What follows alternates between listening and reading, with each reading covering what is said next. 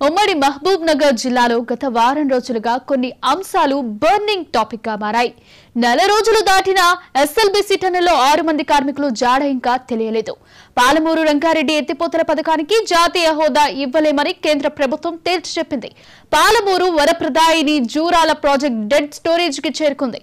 గత వారం రోజుల నుంచి ఉమ్మడి జిల్లాలో ఎండలు దంచి కొడుతున్నాయి. ఎంపీడీకే అరుణ మహబూబ్ నగర్ పట్టణానికి బైపాస్ ఇవ్వాలని కేంద్ర మంత్రులను కోరారు. ఈ వారం రోజుల్లో జిల్లాలో జరిగిన ఈ ముఖ్య విషయాలపై క్లుప్తంగా మా ప్రతినిధి గురుప్రసాద్ అందిస్తారు. ఉమ్మడి పాలమూరు జిల్లాలో నిత్యం జరిగే సంఘటనల గురించి ఎప్పటికప్పుడు మహాన్యూస్ అందిస్తుంది. ఈ వారంలో జరిగిన సంఘటనలపై మీ ముందుంచుతుంది మహాన్యూస్. ముఖ్యంగా ఎస్ఎల్బీసీ టన్నెల్లో సహాయక చర్యలు ముమ్మరంగా కొనసాగుతున్నాయి. రెస్క్యూ ఆపరేషన్ కొనసాగుతుంది. 35 రోజులు దాటిపోయినప్పుడు కూడా ఇంకా 6 కార్మికులకు సంబంధించిన ఆచూకీ లభించలేదు. పెద్ద ఎత్తున మాత్రం ముమ్మరంగా సహాయక చర్యలు కొనసాగుతున్నాయి. షిఫ్ట్ల వారీగా పనిచేస్తున్నారు సిబ్బంది. మొత్తం 12 ఏజెన్సీలు కూడా ఇందులో పాల్గొంటున్నాయి. ఎస్డీఆర్ఎఫ్, ఎన్డీఆర్ఎఫ్తో పాటు సింగరేణి బృందాలతో పాటు మరికొన్ని బృందాలు కూడా రంగంలోకి దిగాయి. ఏదైతే జీరో పాయింట్ వద్దకు వెళ్ళడానికి మాత్రం చాలా ఇబ్బందికరంగా మారింది. అక్కడ డేంజర్ జోన్గా ప్రకటించారు. ఈ నేపథ్యంలో అక్కడికి వెళ్ళొద్దని ఇప్పటికే ఆదేశాలు జారీ చేశారు. అయితే D1, D2, D3 ఈ ప్రాంతాల్లోనే ఇంకా తవ్వకాలు జరుగుతున్నాయి. 6 సంబంధించిన కార్మికుల ఆచూకీ మాత్రం ఇంకా కనిపించలేదు. వారి జాడ తెలియడం లేదు. ఏది ఏమైనప్పుడు కూడా నాగర్ కర్నూలు కలెక్టర్ బాదావ సంతోషపాటు ఎస్పీ గైక్వాడ్ కూడా దగ్గర నుండి పర్యవేక్షిస్తున్నారు. మరింత స్పీడప్ చేస్తున్నారు. మొత్తం కౌడార డాక్స్ను కూడా ఇప్పటికే రంగంలో దింపారు. అవి ఇక్కడ మానవ అవశేషాలను ఆ ప్రాంతాలలో ఇప్పటికే తవ్వకాలు చేపట్టడం జరిగింది. అలాగే ర్యాట్ హోల్ మైనర్స్ కూడా తవ్వకాలు చేపడుతున్న పరిస్థితి. అయినప్పటికీ కూడా ఇంకా 6 కార్మికుల ఆచూకీ మాత్రం లభించింది. ఇప్పటికే 2 కార్మికుల మృతదేహాలను వెలికి తీశారు. వారి కుటుంబ సభ్యులకు అప్పచెప్పారు. ఏది ఏమైనప్పుడు కూడా ఎస్ఎల్బీసీ టన్నెల్లో మాత్రం ఇంకా 6 సంబంధించిన కార్మికుల ఆచూకీ లభించలేదు. మరికొంత సమయం పట్టే అవకాశం ఉంది వాళ్ళు వెలికి తీయడానికి.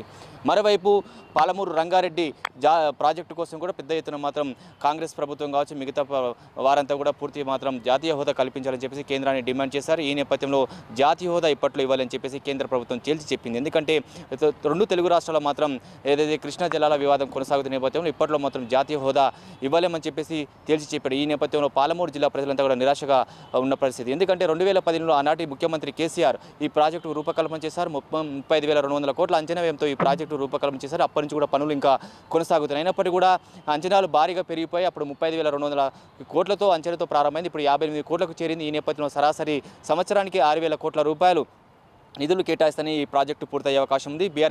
బీఆర్ఎస్ మాత్రం ఒకటే చెప్తుంది. ఇక్కడ 80% మాత్రం పాలమూరు రంగారెడ్డి ప్రాజెక్టు పనులు పూర్తయ్యాయని చెప్తుంది. అయినప్పటికీ కూడా కాంగ్రెస్ మాత్రం ఇంకా ఎక్కడికక్కడ నత్తనడక పనులు ఉన్నాయి. ఖచ్చితంగా నిధులు కొరత ఉంది కాబట్టి మరింత సమయం పట్టే అవకాశం కల్పిస్తున్నాయి. ఎందుకంటే ఎక్కువ వాటర్ సోర్స్ పైన ఆధారపడే పాలమూరు రైతన్నలు మాత్రం పాలమూరు రంగారెడ్డి ఎత్తిపోతల పథకం కోసం మాత్రం గత 10 ఏళ్ల నుంచి కూడా ఎదురు చూస్తున్నారు. వీళ్ళంత త్వరగా ఈ ప్రాజెక్టును పూర్తి చేయాలని చెప్పేసి కూడా వారంతా కోరుతున్నారు. ఇక మూడో విషయాని కోసం మాత్రం ఎండలు మాత్రం విపరీతంగా పెరిగిపోయాయి. ఉమ్మడి పాలమూరు జిల్లాలో ఎక్కడ చూసి కూడా ఎండలు జనాలంతా కూడా బయటికి రాలేని పరిస్థితి కనిపిస్తుంది. ఉదయం 8 గంటల నుంచి కూడా పెద్ద ఎత్తున కూడా ఎండల ప్రభావం ఉన్న నేపథ్యంలో బయటికి రావాలంటే జనాలంతా కూడా జంకుతున్న సిచ్యువేషన్ కనిపిస్తుంది. ఇప్పటికీ 40 డిగ్రీల సెల్సియస్ ఉష్ణోగ్రతలు నమోదవుతున్నాయి. ఈ నేపథ్యంలో మార్చి ఎండింగ్ తర్వాతనే ఈ రకంగా ఉంటే రాబోయే 2 నెలల పాటు ఈ పరిస్థితి ఏ విధంగా ఉంటుందని చెప్పేసి కూడా ప్రజలంతా కూడా అప్రమత్తంగా ఉండాలని అధికారులు చెప్తున్నారు. వారిని అత్యవసర పరిస్థితులు తప్పితే మిగతా ప్రాంతాల్లో మాత్రం బయటికి వెళ్ళొద్దని చెప్పేసి కూడా అధికారులు ఇప్పటికే హెచ్చరికలు జారీ చేసిన పరిస్థితి కనిపిస్తుంది. మరోవైపు 4వ విషయానికి వస్తే గద్వాల ఎమ్మెల్యే ఎవరైతుందో బండ్ల కృష్ణమోహన్ రెడ్డి నేను ఇంకా టీఆర్ఎస్ పార్టీలోనే కొనసాగుతుందని చెప్పి ఆయన స్పష్టం చేస్తున్నారు.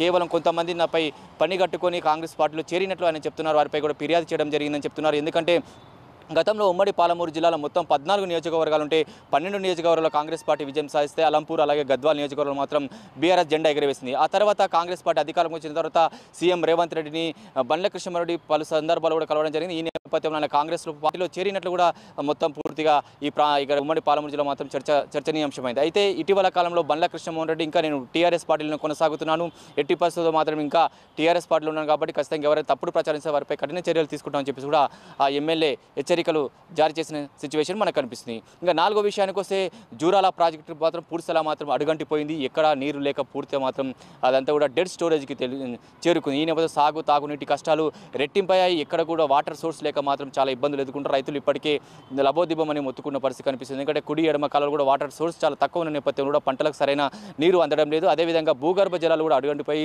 వేల ఎకరాలలో కూడా పంటలను ఎండిపోతున్నాయి. పూర్తిగా బోలను ఎండిపోయిన నేపథ్యంలో ఎండల తీవ్రత ఎక్కువ ఉన్న నేపథ్యంలో పూర్తిగా భూగర్భ జలాలు అడుగంటిపోయిన నేపథ్యంలో పూర్తిగా అయితే ఉమ్మడి పాలమూరు జిల్లాలో ఉన్న రైతులంతా కూడా పూర్తిగా ఆవేదన వ్యక్తం చేస్తున్న పరిస్థితి కనిపిస్తుంది. ప్రభుత్వం ఖచ్చితంగా తగిన సాయం అందించాలని కూడా వారంతా కూడా కోరుతున్న సిచ్యువేషన్ మనకు కనిపిస్తుంది. ఇక ఉమ్మడి పాలమూరు జిల్లా 5వ విషయానికి వస్తే మాత్రం ఇంకా ఏదైతే డీకే అరుణ ఎవరైతే ఎంపీ డీకే అరుణ ఇటీవల కాలంలో మహబూబ్నగర్కి బైపాస్ను ఇవ్వాలని చెప్పేసి కూడా కేంద్ర ప్రభుత్వాన్ని వినతి పత్రం ఇవ్వడం జరిగింది. మహబూబ్నగర్ ఎమ్మెల్యే ఎన్ఎం శ్రీనివాసరెడ్డితో కలిసి ఆమె కేంద్ర మంత్రులు కలవడం జరిగింది. అయితే అయితే మహబూబ్నగర్ జిల్లా కేంద్రం గుండా పెద్ద ఎత్తున రాకపోకలు కొనసాగుతున్నాయి. వాహనాల రద్దీ ఎక్కువ నేపథ్యంలో కూడా బైపాస్ను ఒకటి మంజూరు చేయాలని చెప్పేసి కూడా ఆమె విజ్ఞప్తి చేసిన సిచ్యువేషన్ కనిపిస్తుంది. సో ఓవరాల్గా చూసుకుంటే ఉమ్మడి పాలమూరు జిల్లా వ్యాప్తంగా గత వారం రోజుల నుంచి కూడా జరిగిన తాజా పరిస్థితులు అని చెప్పవచ్చు. మరిన్ని అప్డేట్ కోసం మీ ముందు ఉంటుంది మహా న్యూస్. మీ గురుప్రసాద్, మహబూబ్నగర్ నుంచి.